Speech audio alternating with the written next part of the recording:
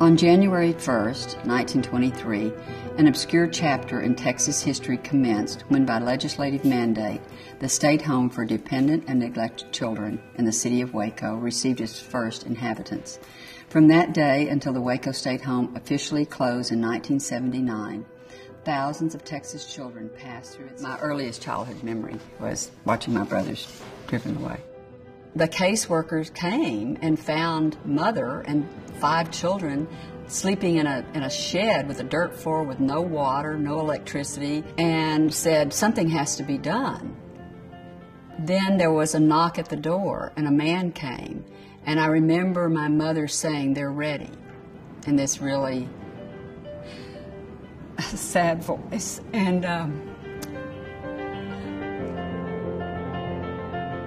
even though my 3 brothers lived there for 5 and 6 years, no one ever talked about the home. I never heard a story about the home.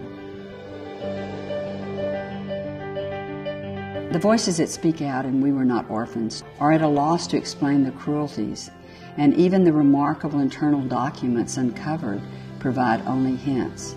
My mother left when she was more or less kicked out. We had a bad home life. Bad.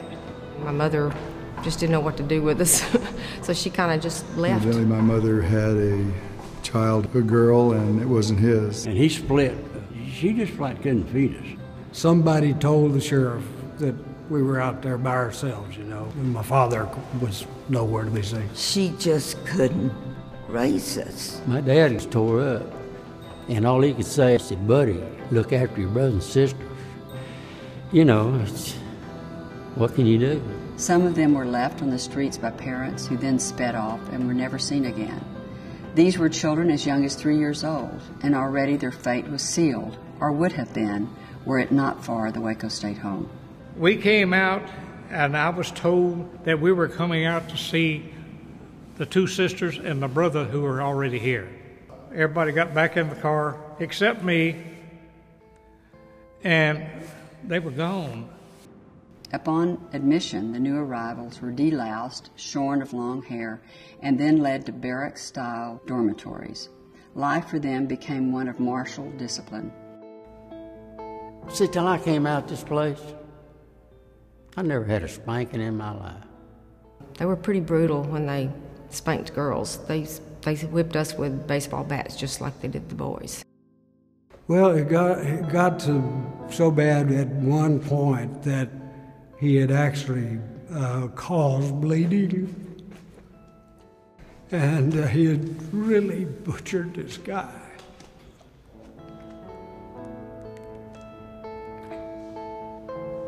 It's hard to even remember what it looked like.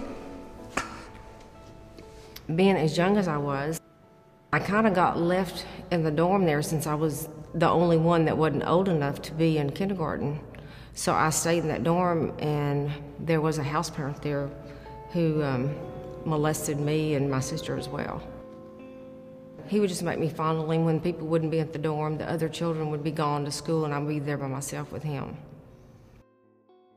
When my sister and I were preparing to leave, they took us off in a car, some lady did, and they threatened us not to ever mention this place, not to ever tell what happened here, or we would have to come back. And that threw the fear of God in us, you know.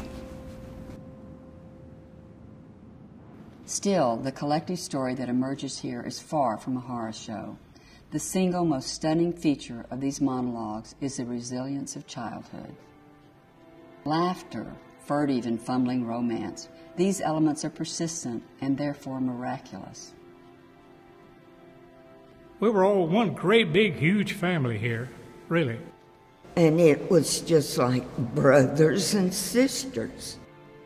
Everybody that I have ever met in my life, and I've met some big time people, the ones I admire, these kids from here. The home was closed in the 70s. Many of our storytellers are in their late 70s and in their mid 80s. And so to capture their stories now from them first person in their voices is something that wouldn't be possible for many of the people in 10 years. We rescued the stories just in time.